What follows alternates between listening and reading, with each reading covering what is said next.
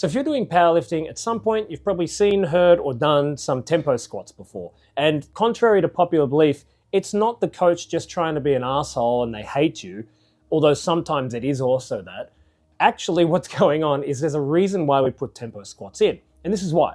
A tempo squat is essentially a controlled descent, sometimes with a mini pause, and sometimes with an actual controlled ascent as well too. All it's doing is trying to keep you to get that position from the starting point before you start to squat, maintain that position all the way down and all the way back up again. Again, essentially just enhancing that feeling of control and position throughout the entire lift so that you don't feel like you have to bounce out of the hole really quick to get the lift up.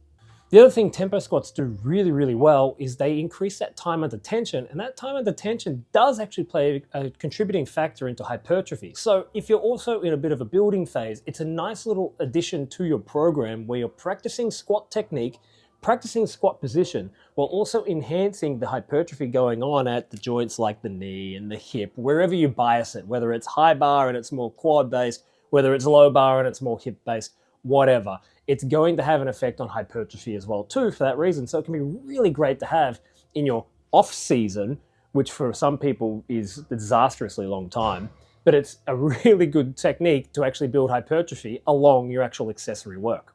One of the main things though about being prescribed tempo squats is your coach should be able to articulate to you why you're being given tempo squats. If they're just giving you tempo squats in the middle of comp prep that's 3 weeks away, there might be some reason to question why we're doing it then.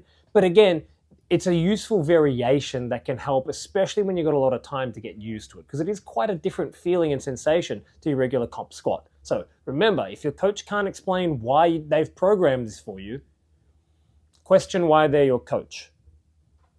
Ooh.